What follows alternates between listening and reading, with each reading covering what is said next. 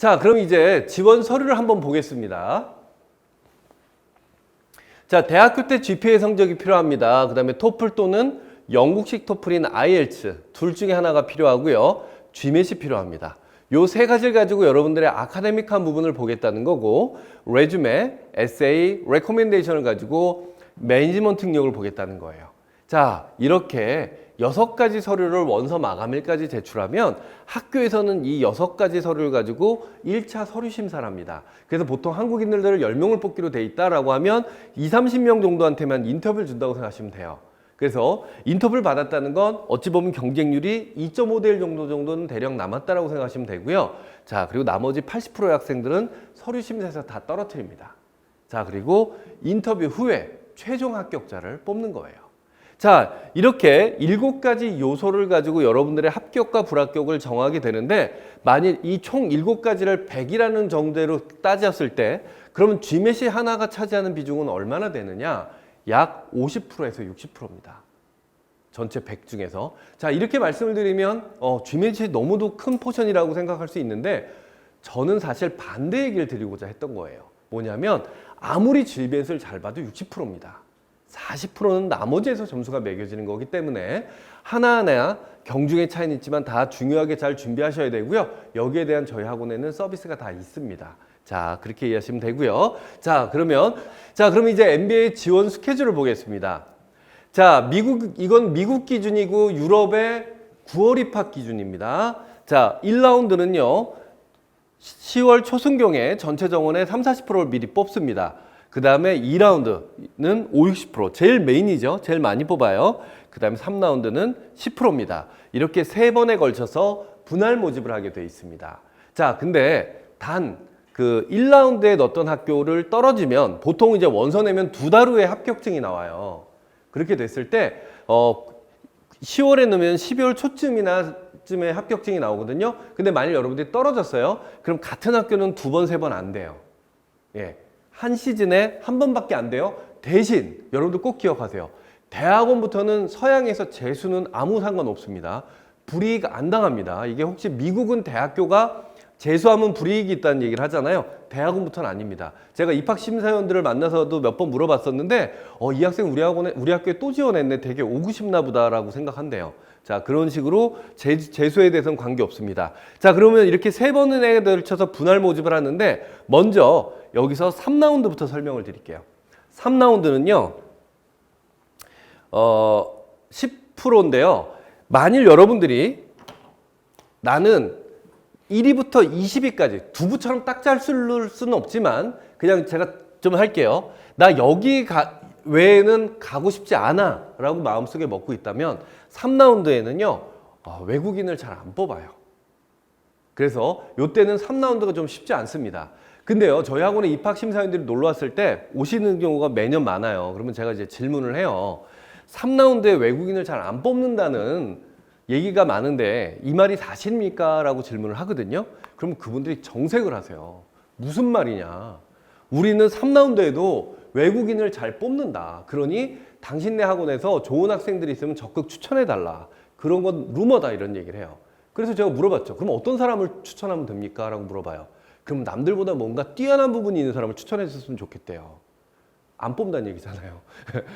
그래서 쉽지 않습니다. 그래서 GMAT 점수가 평균점보다 훨씬 높거나 뭔가가 특별하시면 뽑아요. 근데 이제 그렇지 않다면 어렵다는 건 사실인 것 같아요. 자, 근데 제가 지금까지 한 얘기는 잊어버리시고 지금부터 하는 얘기를 좀 꼭 기억하세요. 나는 만일 20위 밖에 학교 가도 관계없어 라는 혹시 그런 분이 계시다면 1라운드, 2라운드, 3라운드 중에서 어느 라운드가 제일 유리하냐? 3라운드가 제일 유리한 거예요. 20위 밖에 학교. 이게 왜 그러냐면 여러분들이 10개 학교를 쓰다 보면 마음속에서 한두 학교는 세이프티를 씁니다. 아, 그래도 다 떨어지면 안 되잖아 라고 해서 안정권의 학교를 써요. 근데 1라운드에 2라운드나 2라운드에 내가 원하는 학교, 더 좋은 학교가 붙었어요. 그러면 제일 먼저 안정권의 학교부터 버립니다. 안 가겠다고. 자, 그러다 보니까 10%밖에 안 뽑기로 했는데 훨씬 더 많은 숫자가 TO가 생기는 거고요. 미국 학생들도 20위밖에 학교는 3라운드에 지원을 잘 안 해요. 그러다 보니까 뽑히기가 되게 쉬운 거예요. 그래서 제가 여러 번 목격을 했지만 2라운드에 20여 개 학교를 두 학교인가 세 학교를 썼을 때 다 떨어진 학생이 놀래가지고 3라운드에 그 떨어진 학교하고 랭킹이 비슷한 학교를 다 썼거든요. 8개를. 근데 8개가 다 붙어버리더라고요.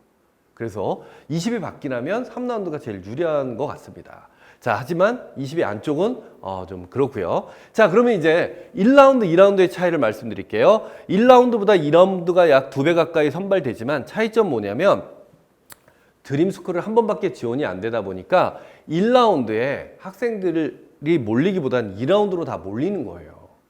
자, 그러면 여러분들 가장 유리한 라운드는 어디예요? 1라운드입니다. 자, 근데요. 이거는 동전의 앞면입니다. 동전의 뒷면을 말씀드릴게요. 좋은 학교들은 1라운드에 재수생들이 많아요. 그래서 1년 동안 GMAT, 토플 다 끝내놓고 칼간 사람들입니다. 그 칼간 사람들하고 여러분들이 맞짱을 뜨려면 여간 준비를 잘 하시지 않는다면 쉽지 않아요. 그러니까 어느 라운드가 유리하다는 생각은 하지 마시고요. 여러분들의 서류 준비가 모든 게 다 가장 완벽할 때가 제일 유리한 라운드라고 생각하시는 게 사실은 가장 정확한 얘기고요. 근데 간혹 제가 이렇게 얘기를 했더니 이런 말을 합니다. 만일 10월 달에 1라운드에 한국인들을 10명을 뽑기로 했는데 너무 좋은 사람들이 많이 지원을 해서 이거보다 더 많이 뽑아버리면 2라운드에 티오가 줄 수도 있잖아요. 그러니까 1라운드가 훨씬 유리한 거 아니에요? 라는 얘기를 합니다. 뭐 그 말이 궁금하죠? 그래서 저도 물어봤어요. 입학심사위원들한테. 그랬더니 1라운드에 한국인들을 그러니까 정원을 30% 뽑기로 했다. 그럼 딱 30%만 뽑는데요. 무조건. 그리고 뽑고 싶었던 학생은 웨이팅을 줘버린대요. 그래서 2라운드에서 다시 심사가 들어가게끔 돼 있기 때문에 그런 경우는 없다고 얘기를 하니까 결국은 그런 건 너무 걱정 안 하셔도 됩니다. 자, 그러면 이 라운드를 가지고 어떻게 해서 보면 지금 여러분들이 준비한다면 1라운드에 지원하신다면 가장 좋겠지만 여러분들이 2라운드에 지원할 확률이 훨씬 가능성이 높을 거예요. 그럼 2라운드를 가지고 제가 기준점으로 해서 이제 역순으로 가야겠죠. 그럼 만일 여러분들이 GMAT 점수가 언제까지 나오면 되느냐라는 얘기인데, 자, 이 얘기 전에 여러분들이 GMAT이 보통 700점 이상의 고득점이 나오려면 얼마의 기간이 걸리냐는 거죠. 자, 이걸 가장 학생들이 많이 질문을 하는데요. 물론 평균이니까 제가 여러분들 편차가 많을 거라는 건 이해하시고 말씀드린다면 하루에 평균 4시간, 하루도 빠짐없이 공부한다는 전제 조건 하에 6개월 전후가 걸립니다. 자, 그건 좀 각오하셔야 돼요. 왜? GMAT 시험이 그렇게 쉬운 시험이 아니에요. 보통 가끔 토플이나 토익처럼 생각을 하시는데 그거하고 다른 시험입니다. 자, 그래서 6개월 전후입니다. 자, 그러면 여러분들이 만약 3월 달부터 GMAT 준비를 한다고 했을 때 계산을 한다면 하나, 둘, 셋, 넷, 다섯, 여섯, 8월 달까지 GMAT 점수가 나오면 가장 베스트입니다. 그럼 좋은 학교 갈 확률이 굉장히 커지는 거예요. 그래서 여러분들이 8월 달까지만 나온다면, 물론 더 빨리 나오면요, 삶이 윤택해지는 거죠. 네, 그래서 그렇게 이해하시면 됩니다. 자, 그 다음에요. 그러니까 이제 여러분들이 8월까지 GMAT이 나온다고 생각하시면 되고요. 그 다음에 이제 토플입니다. 이 토플하고 관련된 학생들이 가장 궁금해하는 게 또 있어요. GMAT부터 할까요? 토플부터 할까요? 자, 여기에는 굉장히 논리적인 유혹이 있습니다. 뭐냐면 내가 직장 생활하면서 몇 년 동안 영어 공부를 별로 한 적이 없기 때문에 영어가 많이 까먹었어요. 그래서 GMAT을 하기에는 좀 약간 어렵다고 하니 부담스러워서 토플을 통해서 영어 실력을 늘린 다음에 토플을 끝내고 GMAT을 하는 게 더 합당하지 않을까라는 굉장히 논리적인 말이 있는데요. 결론부터 말씀드릴게요. 여러분들 토플부터 하시면 여러분들 12개월 내로 GMAT 지원 절대 못합니다. 자, 무슨 말을 제가 드리고 싶은 거냐? 토플이 미쳤어요. 점수를 너무 안 줍니다. 제가요, 저희 학생 중에 한 명한테 한번 테스트를 한 적이 있어요. 중고등학교, 대학교를 미국에서 유학하신 분한테 토플 시험을 좀 봐달라고 했었어요. 그리고 그분은 아무 준비 없이 예전에 봤던 토플 경험은 있으니까 가서 봤는데 스피킹이 24점밖에 안 나오더라고요. 30점 만점이거든요. 근데 이 24점이라는 거 한번 생각해 보세요. 그 사람이 말을 못 했겠어요? 말은 100% 했죠. 근데 감점이 당한 거예요. 발음하고 인터네이션에서. 그래서 24점밖에 안 나오더라고요. 그러면 유학 안 갔다 온 우리는 어떡하라고요? 그래서 이 토플 하는데 6개월 이상이 걸립니다. 오직 이유는 스피킹 때문이에요. 그래서 여러분들 GMAT부터 하셔야 됩니다. 근데 토플부터 하시고 오신 분들이 있어요. 그래서 그분들한테 물어봐요.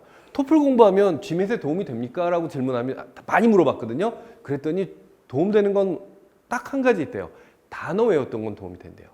그러면 차라리 GMAT 공부하면서 단어부터 외우세요. 그게 더 나은 겁니다. 만일 여러분들이 토플부터 했다 가정해 볼까요? 6개월 가까이 걸린다고 그랬죠? 적어도 좋은 학교 가려면 토플 점수가 100점 이상 100 중반은 맞으셔야 돼요. 그렇게 됐을 때 똑같은 거죠. 3월부터 시작하면 6월 달까지 토플이 나와야 되는 거예요. 자, 그다음에 그럼 9월부터 GMAT 공부하면 여러분들 하시겠어요? 안 된다는 거죠. 그래서 GMAT부터 해야 돼요. 근데 단 하나 GMAT만 하시면 안 되고요. 스피킹도 병행하셔야 됩니다. 왜? 스피킹 하는데 6개월 걸려요. 그래서 GMAT 플러스 스피킹을 하시는 걸 전 적극 추천드립니다. 그러면 이제 여러분들 GMAT과 토플에는 또 이런 공통점이 있어요.